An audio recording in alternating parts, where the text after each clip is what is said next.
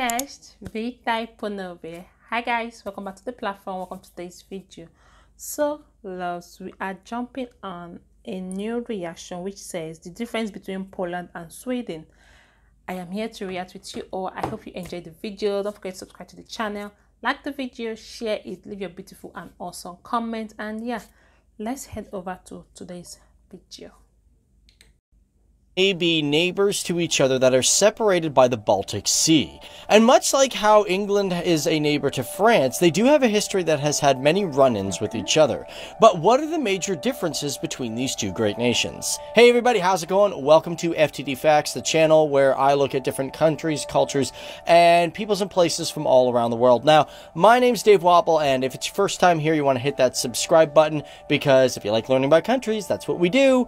And on top of that, before we get into this episode, because we're going to dive right into it, if you guys are liking this sort of video and you want more of the differences between different countries, or you want more topics around Sweden or Poland, be sure to hit those like buttons, because that's a good indication of the kind of stuff that you guys want. Or you could just let us know down there in the comment section below. Either or, it's cool. Now, one of the reasons why I'm talking about these two particular countries and finding out the differences between them is, first of all, we've done which countries are better videos back in the day, and I just felt, you know what, we should look more at the cultural differences between these two countries, and not necessarily say which country is better, but just to discover what's different about them. And of course, just the fact that I've had a lot of people watch the Sweden videos that I've done and the Poland videos that I've done, and I'm really grateful for that, so this is kind of like a combination. So let's start it off. So, two separate countries. You have Poland, which is a Slavic country and is located in Central Europe. Now, for Sweden, it's a little bit tricky to classify where it is, because for some people they call it Northern Europe, but most people actually just call it Scandinavia, and Sweden is known as a Scandinavian country. However, I do also want to mention that there are some similarities between these two countries, so we're going to talk about differences and similarities. And the first big one of that is the fact that both of these countries are part of the EU, the European Union. Because for Sweden, it joined the EU in 1994, wow, and Poland joined 10 years later on May 1st of 2004. But one really interesting thing that I find that is a similarity between these two nations is that although they are both part of the European Union, they both also don't use the euro as their main currency. Poland uses a currency which is known as the Polish zloty, and as for Sweden, their currency is called the Swedish krona.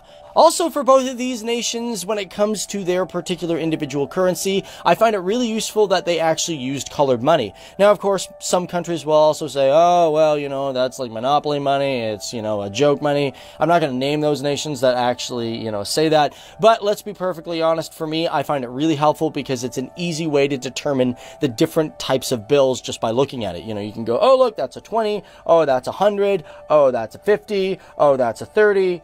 I don't think they have $30 bills, but you get what I mean. Either way, let's talk about population. Poland obviously has a larger population, coming in with an approximation of 38,433,600 people. Sweden, being to the north and obviously having a rougher climate, has a population of 10,207,086 people, approximately. And considering we're on the topic of people, let's look at things like religion, language, and all that sort of jazz. Because for these two countries, when it comes to their religion that is a majority, they are quite different. For example, in Poland, the majority of people identify as Roman Catholic, being about 87%, but within Sweden, the biggest religion in the country is Christian, more specifically known as the Church of Sweden, which is a Lutheran form of Christianity. Of course, there are other religions within this country, and there are people who also don't identify as a religion as well, but when it comes to languages, the one thing that's really cool about these two countries is they both have their own language that's named after their country. Of course, in Sweden, everybody knows that the main language there is Swedish, and in Poland, it's Polish, but the amount of people that actually speak English within these two countries does vary quite a bit. For example, in Sweden in 2005, it was reported that 89% of the people are able to speak English. But however, in 2015 within Poland, it was stated that only about 50% of the people can speak English. Now, jumping over to land. Now, Poland is a pretty big country, and Sweden is as well. Poland has a land size of 312,696 kilometers square, with approximately 3.07% of that being water.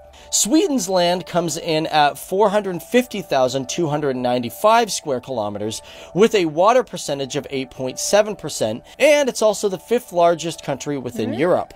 Of course, of this land, one thing that we cannot forget to mention is that in both countries, they actually have a lot of forests. For example, Poland is the 4th largest forested country in all of Europe, with about 30% of its land covered in forest. It should also be mentioned... This is a lot to take in. Okay, he said about the Christianity. Sweden have their own Christianhood, which says Christian Sweden. How does that relate? And for Poland, they are Roman Catholic. Yeah, that one I know.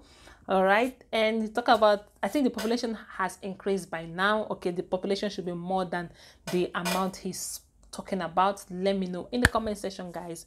This video is really interesting. I love that I am reacting on two similarities of two different countries, and I would like to know what differences do they have. And the money, he said that the money, Sweden has their own money, Polish have their own money. Yes, I know Polish have their own money because I've done a lot of Poland reaction, but Sweden, now I know that they have their own money. I thought they also use euro, as some other countries use euro as well. All right, guys, so if you're enjoying this, let me know your thoughts in the comment section. Please don't forget to give this video a thumbs up. It helps YouTube to push this video more. Okay, so let's head back and find out more.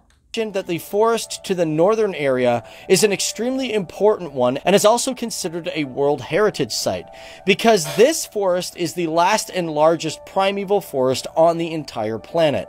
But however, in Sweden, it is a lot higher when it comes to forests within the country, because they say that at least 70% of its land is covered in heavy forests. I always thought that was pretty interesting. It's a very green country.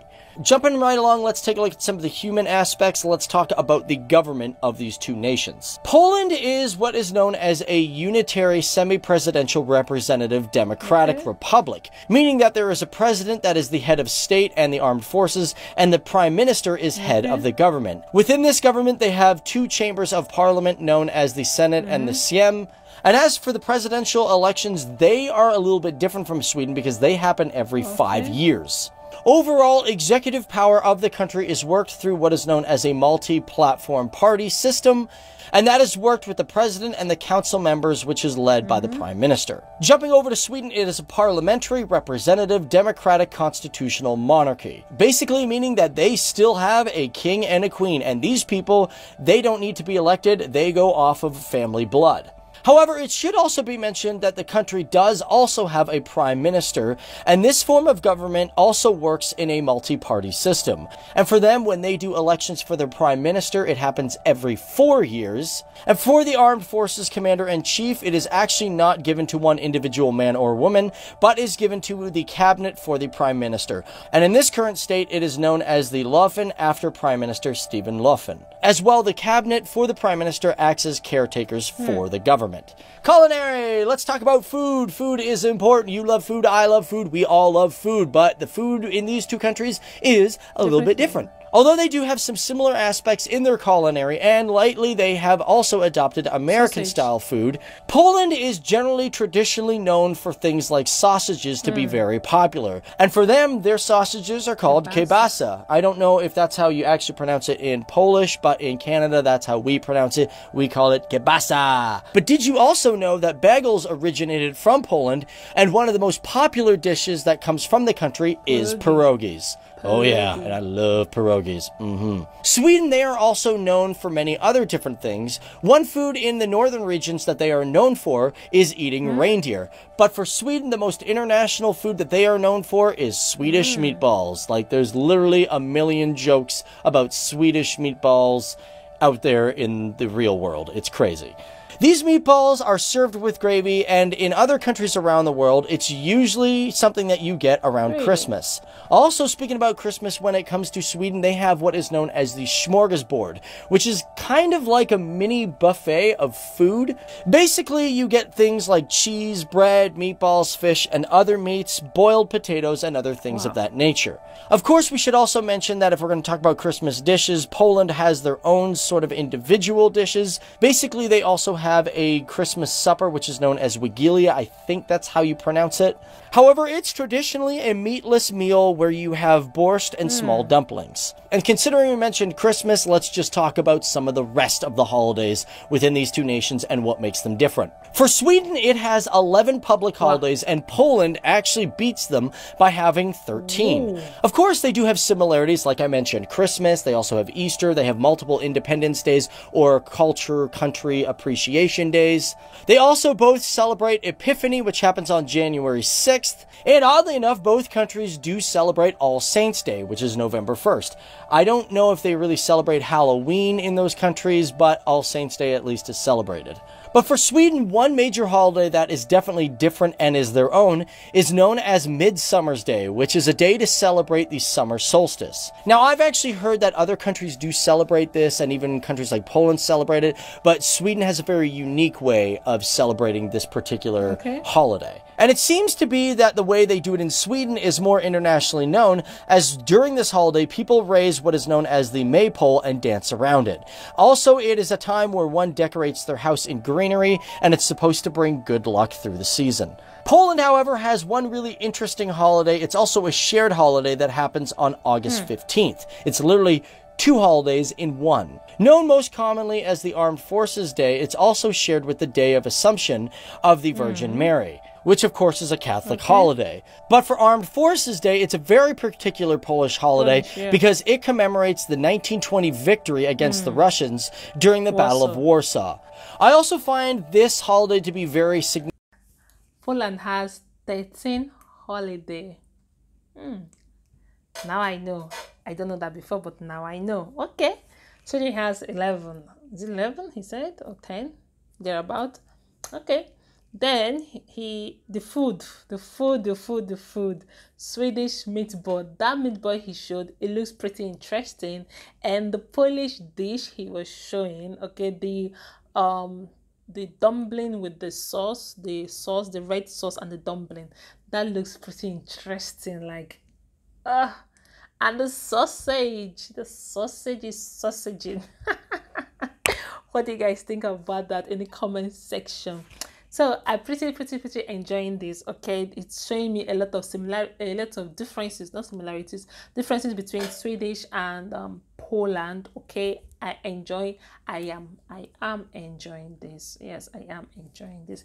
Let me know your thoughts in the comment section. Like, yo, things you don't know about other countries, you find it in the internet. And I hope this video educates you about Poland and Sweden.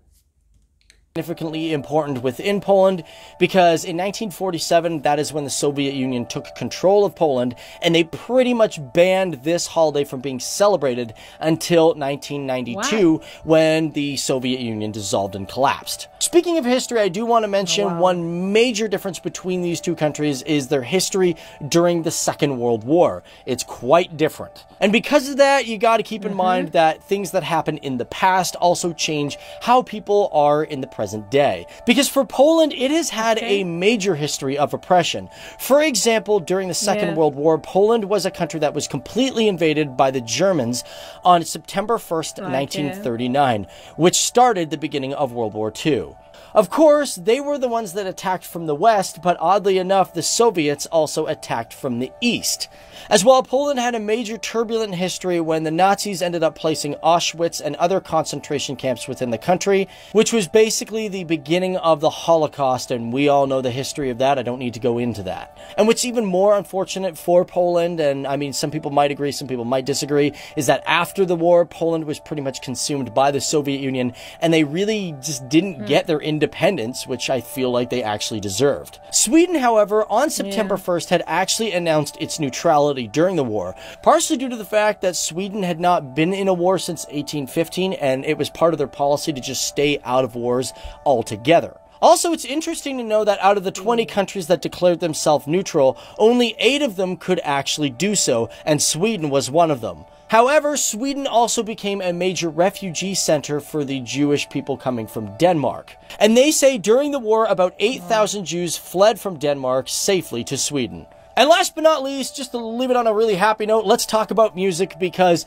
these two countries have contributed a lot in history to music. Poland has actually had a very crazy history of musicians, especially during the classical era around the 17 to 1800s. For example, one of my favorite classical composers is Chopin. He's from Poland. On top of that, Poland produced over a dozen other classical composers, and it's probably due to the fact that during that time, Poland was a major hub for music, just kind of like Sweden is today. It also should be mentioned that even since its creation in the 1980s, metal, death metal, and goth metal seem to be extremely popular music in the country, even beating hip-hop and alternative music altogether.